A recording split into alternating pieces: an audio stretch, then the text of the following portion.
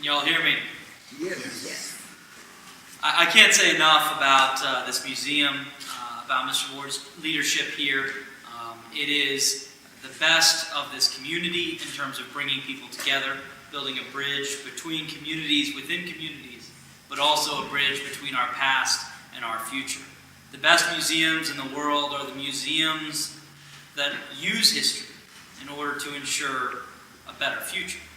And if there is anything that the history of this place can tell us, it's about the importance of education and the importance of believing in this country that any child, regardless of their color or their zip code, should have the opportunity to live up to their God-given potential. That education is truly the keys to the kingdom in terms of economic opportunity, in terms of a fullness of spirit. I happened to be at an event earlier today with Jim Davis, the cartoonist of Garfield, talking about public education and thinking about the idea, and he was noting that in addition to learning the arts in the public education he enjoyed, it was his ability to learn history and even mathematics and other disciplines that allowed him to sustain a cartoon of, frankly, quite a lot of simplicity, but that got a depth through that. What we face now is a moment where we understand that there's a lot to celebrate in our public education system. We have come a long way in terms of equality of access and quality of education. We have great public school teachers and principals. We have wonderful school systems throughout our area. School systems who in the last 2 or 3 years have been able to make amazing things happen even in very tight budget times.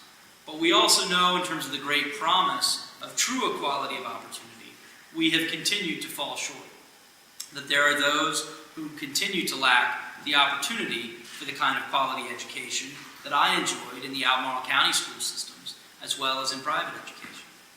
And what we see now, I believe the president's called us to this, various governors have called us to this, local leaders, civic leaders, is a moment to think about innovation in education, thinking about diversification of education, not at the expense of or as a challenge to the existing public education system, but as a complement to it. Understanding that not every kid learns the same way in the same environment. Understanding that different disciplines, different tactics, different approaches can really bring the full potential of different children's minds and spirits alive.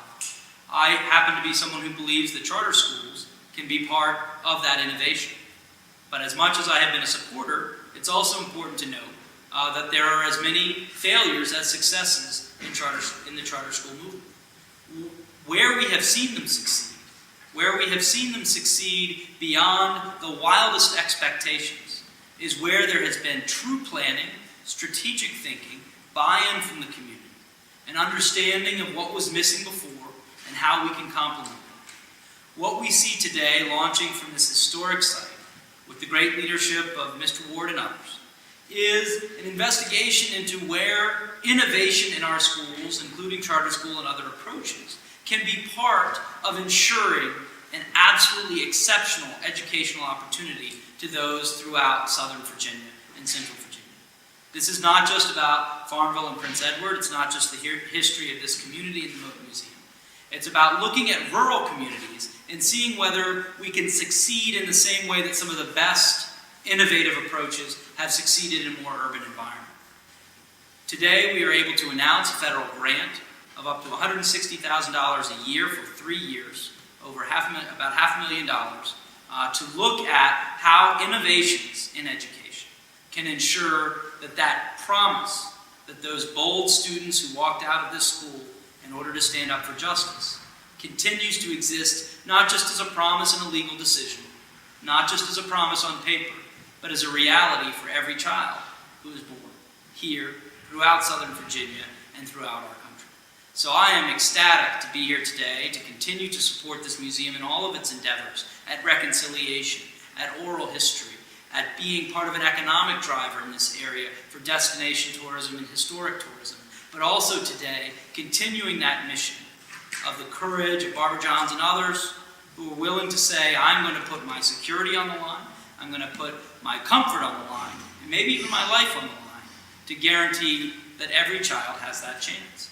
Well, today we're not asking anyone to risk their lives, but we are asking people to give their time, talent, and treasure to this endeavor of continuing to fulfill that dream. I have tremendous confidence in the leadership here, and I believe that this major federal investment in looking at how innovation, including charter schools and other approaches, can be part of ensuring and expanding opportunities and a diversity of approaches that builds on the successes we have in the public education system that have been won by such hard-fought battles. So I rise today and congratulate the community, congratulate the museum, congratulate the educators in our community and our children on this great opportunity to extend that ever-expanding horizon of freedom, justice, and equality. Thank you very much.